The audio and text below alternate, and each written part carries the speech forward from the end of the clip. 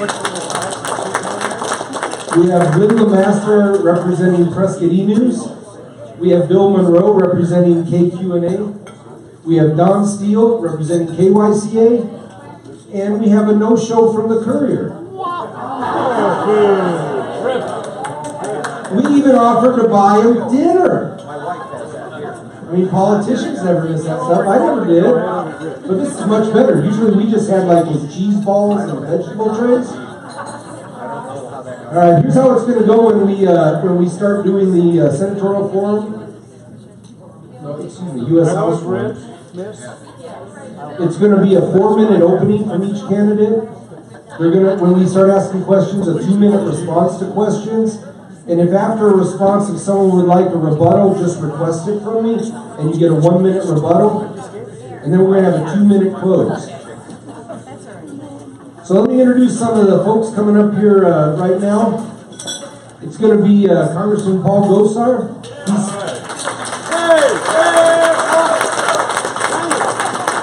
He's serving his 3rd term in Congress as a representative from Arizona's 4th Congressional District. Before being elected to Congress in 2010, Dr. Gosar owned his own dental practice in Flagstaff for 25 years. As a healthcare provider and small business owner, Dr. Gosar is focused on fostering a job-creating environment, reforming healthcare, reining in government spending, and ensuring that the American people are involved in the solution-making process. He believes the Constitution provides the guidance to Americans in Congress, and he believes in more individual liberty and less government.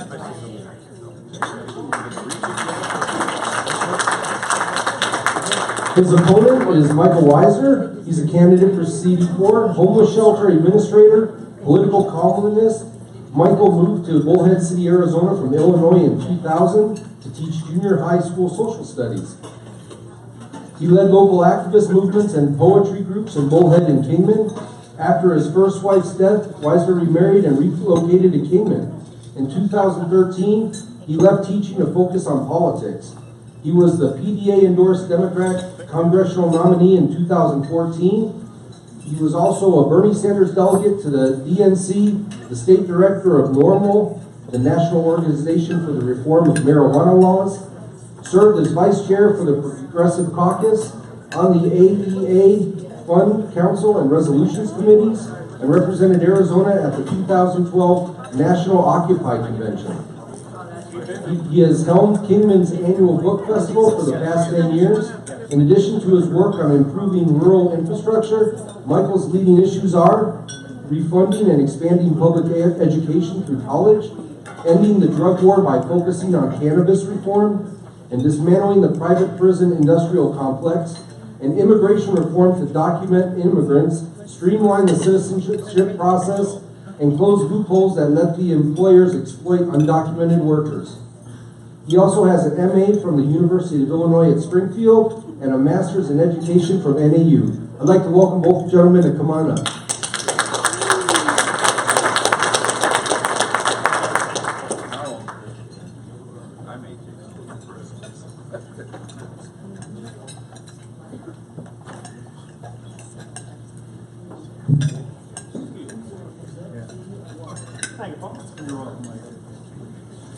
Thank you guys both for coming. You know, I think in Prescott a lot of times we see one party have a forum, the other party have a forum. We wanted to get everybody together here. You know, we are nonpartisan. And indeed, I wore a purple shirt. That's a combination of blue and red. This is not an accident. I'm going to let the incumbent go second because, you know, in baseball, the visitors always go first. And here's the first question that we have for you, Michael. Oh, yeah. She's got these things, so read what it says. You got 15 seconds left, and then she says stop. Illegal immigration is the zit on the prom queen that just won't go away. Reagan didn't fix it, neither did Bush, Clinton, Little Bush, or Obama. Congress has not fixed it no matter what party has held the majority.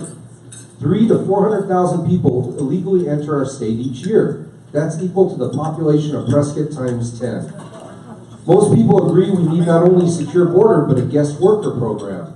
We secure the border of South Korea. Why do we struggle in Arizona? Michael? I would say that the reason we haven't had improved immigration reform is that there are too many companies, too many interests that exploit the undocumented workers that come across the border. 11 million in the United States that we can think of. That's a lot of cheap labor, kids. So folks are going to fight against that as long as they can. Bush, in fact, was a real, George W. Bush, that is, a really great example because he had many opportunities and he knew the issues. But during his time, no progress was made, and we had companies like McDonald's, Tyson, Hormel, indicted for elaborate undocumented immigrant importation schemes so they could get cheap labor. Until we have some commitment to our and the morals of our country when it comes to businesses, when it comes to everybody else that's ready to exploit somebody that's cheap and prefers to be hidden, we're not really going to make a change in this. As you noted in my introduction, I propose that we should have a system that is prepared for the 21st century deluge of refugees that are coming in the next couple of decades. You know, the world as a whole is in a mess. We're partly responsible, but it's also climate change. It's also countries in Africa and South America fighting with each other, causing unlivable conditions. The future of America is going to have a large number of immigrants. And we need to prepare for that in a way that isn't setting us at edges with the entire rest of the world. Building a wall with Mexico is not going to solve the next 10 years. Thank you, Paul. Well, Michael addresses part of that, in that we have big companies exploiting those that are here illegally. But that's not the biggest part. The biggest part is the failure of the rule of law. There is a right way, there is a wrong way. And we have exacerbated it on both sides of the aisle, both under Republicans and both under Democrats as well. And we've seen that in a culmination right here, where we've actually seen a president who has no jurisdiction by constitutional fiat engage in immigration debate. That is why one of the things that we've been working on is actually a lawsuit utilizing the Anti-Deficiency Act, a violation of which Congress never looked at DAPA, never passed a law on DACA or DAPA, and never funded it. And yet the president used Homeland Security and Department of Justice to actually enforce it and actually procure it.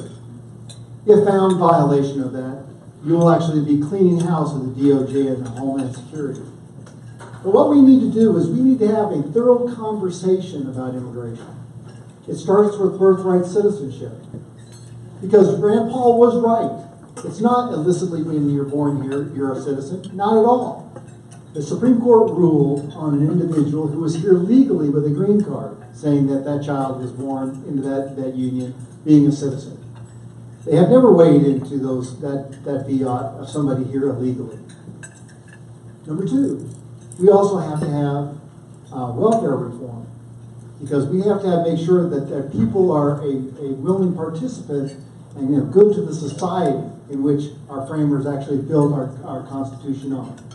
So this is going to be one of those pieces that we have to take piece by piece by piece by piece. And yes, the guest worker program is one of those. And I've been one of those that have actually looked at it, that follows the law. Thank you. Paul, you get question number 2. Healthcare insurance and care. And with the age of our group, I mean, they're really worried about this. Insurance companies are pulling out, prices seem to be on their way to the moon, baby boomers are retiring by the thousands every day, and it seems like we're heading for a train wreck. The Affordable Care Act, better known as Obamacare, is it working? And what's the answer? Or do I just need to stop eating Twinkies wrapped in bacon? It's not working. It never was going to work. I wish our presidential nominee in 2012 would have said the same thing. It was modeled after Romney Care in Massachusetts. It wasn't going to work there, and it's not going to work here. And that's why you're seeing a number of Democrats, including former President Bill Clinton, calling it a fairy tale. It's a joke.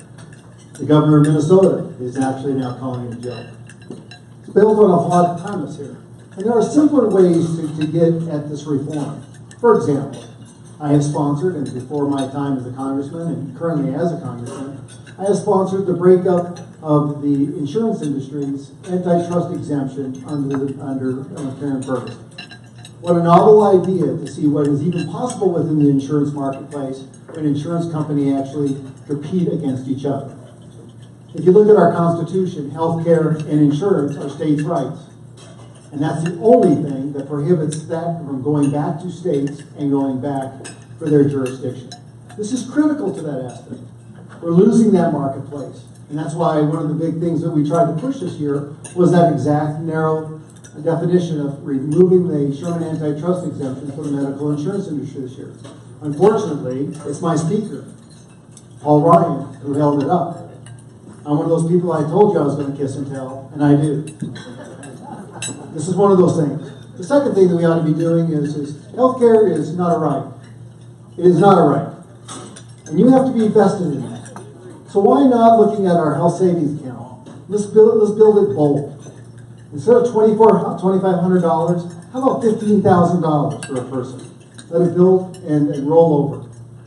These are some ideas that just will actually help build our healthcare system, not only through the private individual marketplace, but employer marketplace, Medicare, and also Medicaid. So Michael, what do you think? Is healthcare working in this country? Is Obamacare working? What do we need to do? Okay, first let's be clear. I'm a Democrat, and I don't see that Obamacare is doing what it had promised. I'm ready to say that. But like a lot of people who are on the Democratic side, I believe the solution is not spending, $38 million in operating costs for those 64 votes against Obamacare? I don't think that that's really the solution. Figuring out a way to fix it would be the solution. Now, Paul points out that as far as he's concerned, healthcare is not a constitutionally protected right. And really, I'm going to ask you guys, and people are already like, hey, shut up. I don't want to hear anything opposing that, but I'm preparing to say something. I'm going to ask you guys all to think about our preamble and think about Article 1, Section 8, Paragraph 1, which establishes the powers of Congress. In both of those cases, it says that our government's purpose is to look out for the welfare of the citizens. And now, you have your choice of what your personal values are of what that means. Does it include funding the Department of Education? Does it include funding a universal health care program? Those are choices that you can make. But if you choose to say that looking out for the welfare of citizenry means that only the people who can afford to keep alive get to stay alive, I disagree with you. I think that the idea behind the ACA, and believe me, I'm a Democrat, I'm going to repeat this, it is a compromised bill that was beholden to the GOP obstructionists and beholden to the pharmaceuticals who definitely made a bank off of it. But I'm going to ask you, are you your brother's keeper? Is our country about all the people or just the folks who can afford it? And Paul wanted a 1-minute rebuttal, so you got it. There were 4 groups that actually benefited on Obamacare. The medical insurance industry, the pharmaceuticals, the big hospitals, and the tort attorneys. That's who sold you out on Obamacare. And when you look at what I actually proposed to you for removing the Sherman antitrust exemption for the medical insurance industry, there is one group that comprises and shares or controls 3 different parts of that. And that's the medical insurance industry. They share their reimbursements to themselves, to the pharmaceuticals, and to the big hospitals. There's 3 parts of your solution right here. We can't have a unified or a pragmatic healthcare solution without having everybody on one side. So that's why you get 3 of the 4 pieces on one side. And then you take on the tort attorneys. The tort attorneys, there's got to be some change within the tort attorneys. I don't want it to go away, but it's got to have some type of moderation and mediation that goes along with it. We're broken. If you don't think Medicaid or Medicare is broken, it's broken. And what we got, you look at the VA, if you look at the DOD active health service aspects, it is all broken. We're spending more than a fifth of our GDP on healthcare. It's about time that we solve this from the bottom up instead of trying to fix a broken, non-pragmatic system. Yeah, So, Michael, you want an additional minute? I just want to point out, look at your own lives, folks in this room. We're all getting older. America's getting older. The future of America is going to have a very large percentage of people over 65 who are going to need health care. It's true that the costs of health care are going up because we have an aging population. You see this in every industrialized society. Thank you, and I just gotta say though that my wife isn't getting older. She keeps getting younger all the time. I don't know. You are a very happy man. There you go. All right, Michael, you get first crack at question number 3. Many feel that our representation in the Senate care about Arizona about as much as the wicked stepmother cares about Cinderella getting to the ball. There have been so long you can see, they have been there so long you can see the Kool-Aid stains when they smile. You are applying to be the closest thing we have to a voice in Washington. What specific things do you hope to make happen for the citizens of the district? Some specific things that I hope to make happen, and I think that Paul and I may have a couple of these in common. The biggest economic engine that I see in the next 10 years in Congressional District 4 is I-11. We're going to have a massive infrastructure building, and I want to facilitate that. If you look at, there's a variety of proposed routes still, and they all run about 150 miles through our congressional district. So that's a potential of lots of money, lots of jobs, lots of community development. So I think that's probably the most important thing that a representative from this district can do. The second, and Paul and I are pretty dramatically opposed on this, is I believe that our federal government needs to step up and guarantee that every student in America can have a decent education and not be at the will of local people to spend. Here in Prescott, you guys have battled school bonds. One of the people who looks likely to go to the state legislature had worked against your school bonds, David Stringer I'm referring to. And the the past of Arizona has been, what, $4 billion cut out of state budgets on education? So between trying to be sure that we focus on infrastructure, and trying to get some money into education, to save our country, because we've been headed in the wrong direction, I think those would be plenty big tasks if I was in office. Paul, what do you think? Are there any specific things you would hope to make happen? I love the fact that Michael brought up I-11, because you're looking at the guy that got it authorized in the transportation bill. So, thank you, Michael. Cheers. So the thing we have to do, though, is we have to fund it.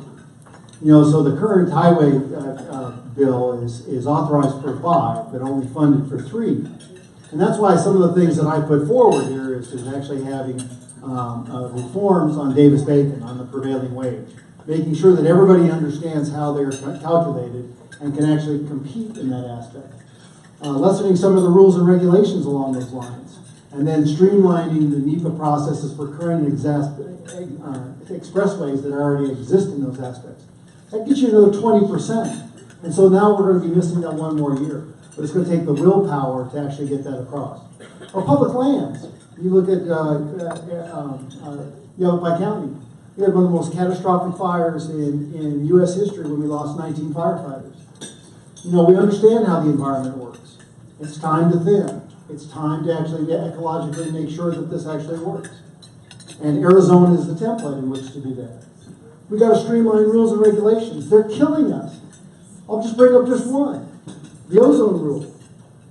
All but 2 of the counties in Arizona would be in non-compliance based on that, and most of it is just natural desert that makes non-compliance. Something's wrong with that when we see rules and regulations not being applicable. Tax reform. We're getting killed, folks. If you wonder why people don't want to start business, and we're at the lowest aspect for home ownership and business startups, more businesses went out of business than actually started up last time, it's because of tax, overburdensome tax. We're not taking more taxes, we just have a spending problem in Washington, D.C., and have been one of the bulwarks in holding accountable this government, making sure that unauthorized and unwasteful spending is actually cut. Well, good job. All right, number 4, Paul, you get a crack at this first. I consider myself part of the Sesame Street generation. I grew up watching a screen that taught me all colors and types of people could live together and learn from one another. You always wondered what was going on at Ernie and Bert's, but they seemed happy. The same screen today shows the press and some politicians fanning the flames of race and class warfare. What would you do to become a uniter, or would you join ranks with the dividers? Now, I have been one of those people that has set an example. I'll give you an example for the negative discourse. When I first ran in 2010, I seated a Democrat in Flagstaff by the name of Ann Kirkpatrick. And 2 years later, they divided our district and she got back into Congress. And isn't it interesting that the two of us have now championed more legislation as a tandem than any other group in the U.S. Congress? Nobody else has matched that. And you wonder why the most effective member of Congress is sitting here, me. And that is because I actually work across the aisle. Good ideas don't have an R or a D behind them. They have an American idea behind them. And it makes sure that you have to persuade people as to why it's right. Those are the keys that are here. I mean, I'm happy that it's Michael sitting to my left here, to be quite honest with you. We don't agree on a lot of different aspects. But this is a gentleman that gets along. I mean, he's giving me bear hugs at every single parade. And applauding me for my people. And to be honest with you, in Buckeye, when I couldn't attend and I had to work, my rival, my adversary in the primary, lambasted me by saying I did nothing. I got nothing done. You know who came to my defense? The gentleman to my left. His comment was, you know what, I disagree with Congressman Gosar on a lot of issues, but the one thing you can't say is he doesn't get things done, he gets too many things done. That's Mikel Weisser. Wow, that sure was nice, and I written some nasty notes here. Okay, when it comes to divisiveness, and I've been texting with my campaign staff to make sure where this sits right now. When it comes to divisiveness, right now, the Republican Party is being fronted by somebody who is quite divisive. So I'm going to ask, not just Paul, who has endorsed Trump in the past, I don't know if he's still there, but I'm going to ask all of you, when it comes to division, that label for your party, I think Peter Pearson and I may be the only people in the room that are Democrats. There may be some wait staff back there, but after this election is over, you're going to have to see the people that he's been insulting. We're still going to be here. And how are you going to go forward having applauded this presence? That's what I have to say about this. And Paul, you wanted another minute? So how do you look at Hillary Clinton who is a criminal, an absolute criminal? How can you not look at that? How can you not look at Barack Obama, who's defied every rule of law, including immigration, including enforcement of drug policies, sentencing, commutation of sentences, you name it. This gentleman has destroyed the constitutional framework in which we operate. Once upon a time, he actually said that he actually taught the Constitution. Well, he needs remedial help from that standpoint. And who's fanning the flames of the racial divide? Do you believe this? Yes. Tell me, Barack Obama is. The black man who is being called the N-word by a third of the county of Yavapai is the one that's causing the problem. You guys are full of crap. I'm going to stand right here and say that I've been fired by people in this county more times in the last 8 years than I heard in the previous 20. And you guys can stand behind the people who want to be racist and say that you're part of their party, but they are being the label on you. They are being the label on you. Hey, Michael, hang on. Hey, you guys, let's not lose it. Let's not lose it right here. I do not back away from the racism I have faced in Western Arizona. Do not listen at me, young lady. What do you think I am? Hang on a second. Yeah, you're yelling at all of us. Enough. All right. Disrespect our ball. You know what, you guys?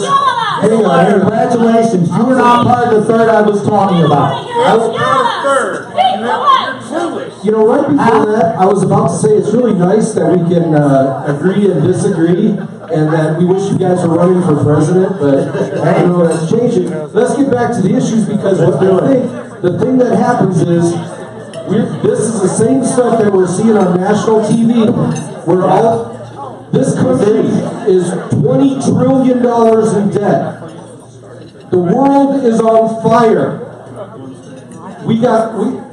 And we're talking about what Trump says and how Hillary can't tell the truth. That's what we're going on. You guys, the real issues, we're $20 trillion in debt. How are we going to dig out of that? Let's have some of the people pay the taxes that keep avoiding their taxes. Oh, again, I'm making up something that doesn't happen. We got $7 trillion offshored from people doing tax evasion, and you're okay with that. That's like you're okay with the people in your party who are bringing forth racist ideas, but it's not you, so it doesn't happen. Is that the message again? Of course, us Democrats are upset with this kind of treatment. Okay,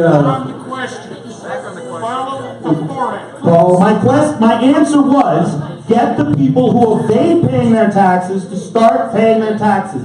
$7 trillion offshore by the 1%, so they don't have to pay taxes. That's a great place to start.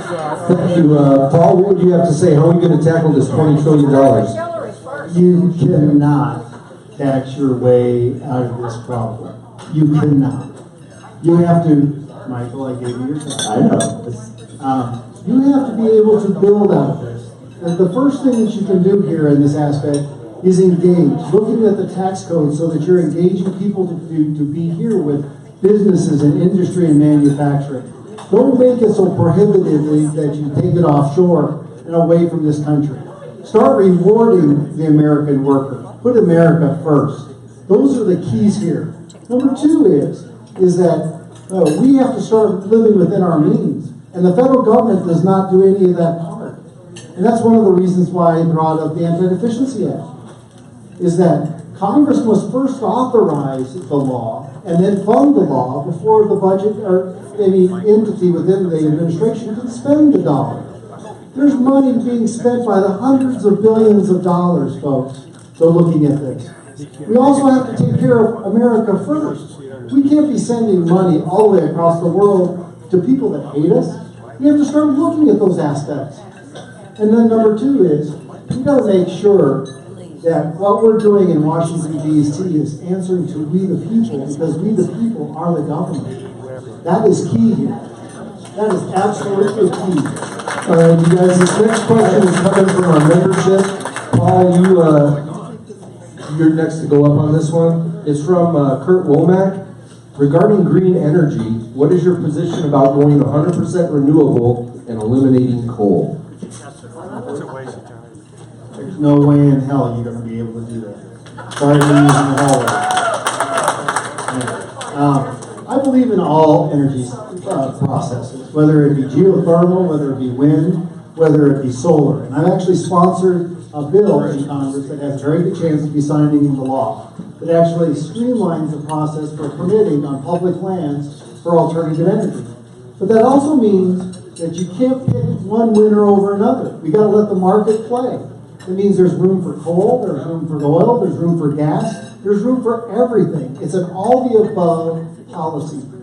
Number two is, we have an aging infrastructure in regards to conductivity for our electrical grid. Everybody's got to pay their fair share. If you're going to be a rooftop solar, you're going to have to pay your fair share in that aspect. If you're going to be a generation for power, you're going to have to pay for that conductivity onto that grid. But there is no reason why we can't put America first, because we are blessed with the largest amount of resources, natural resources, whether it be the fracking of oil and gas, whether it be coal. We have, 200 years of coal just sitting there. And look, we've always done things better. That's been the American way. No one's wanting dirty air and dirty water. My God, that's how you actually do that, is instill that efficiency and that marketplace factor. You got to get rid of the subsidies. No matter, whether it be oil, gas, whether it be solar, they got to go away, and they got to stand on their own merits.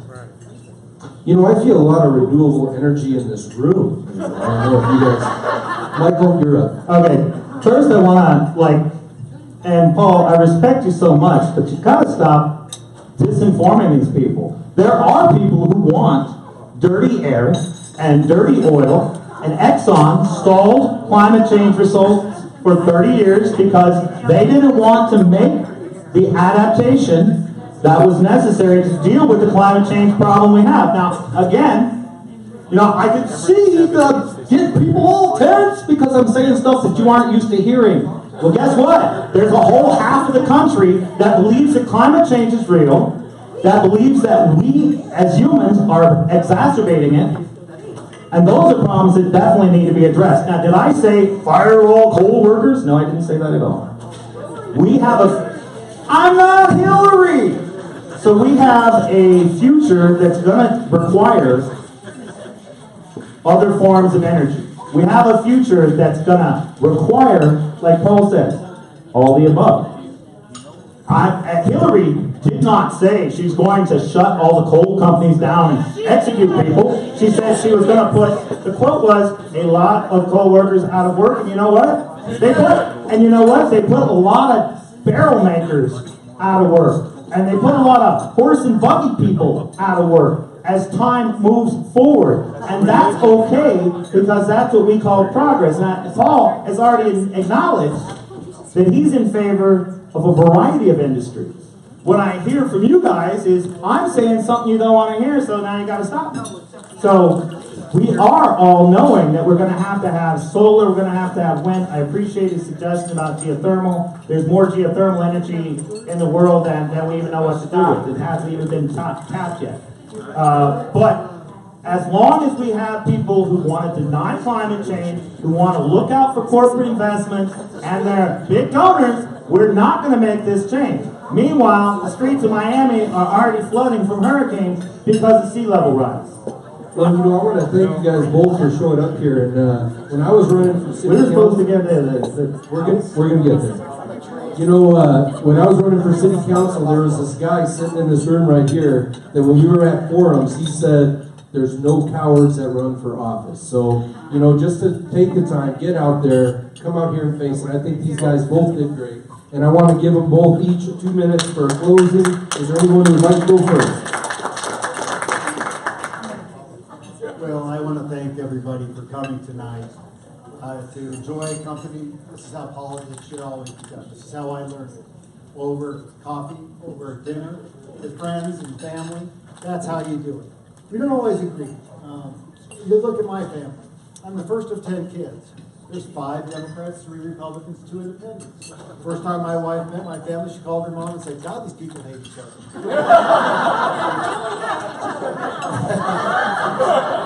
So, from that standpoint, that's what our framers intended. We may have differences of opinion, but what the process is the debate.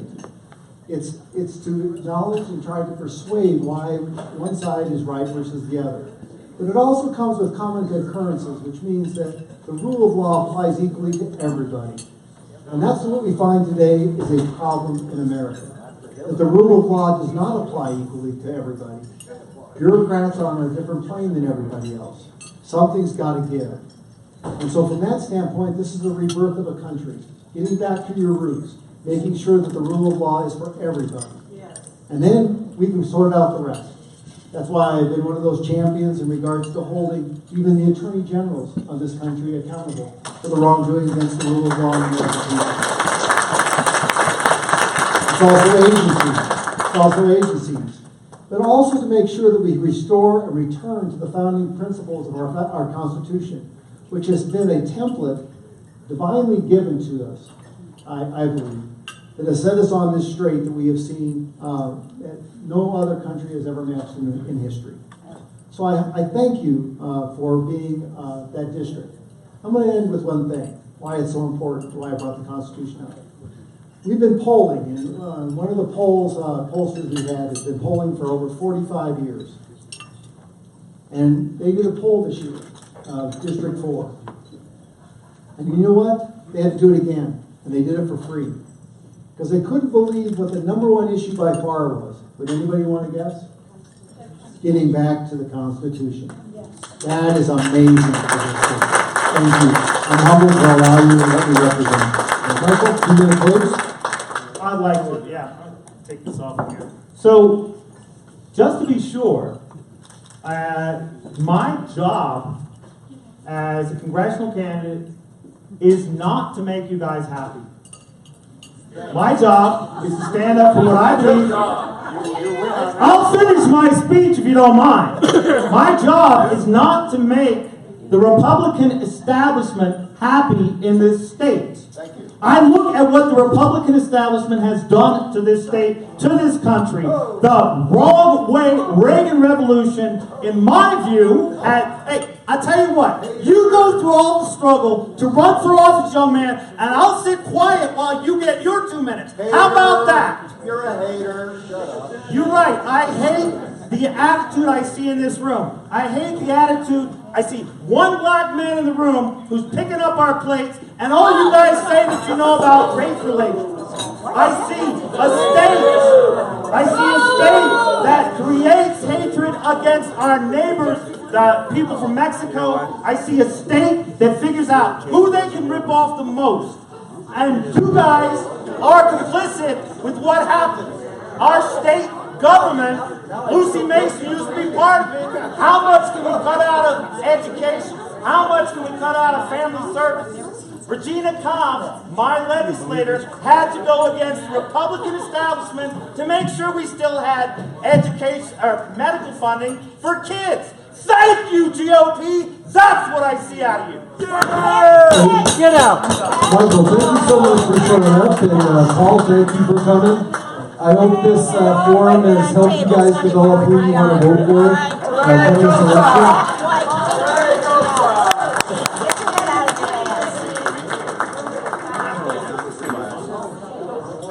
All right, we're going to get set up for the next forum. Danny, are you going to set up the little paper things? Let me introduce you to the first candidate.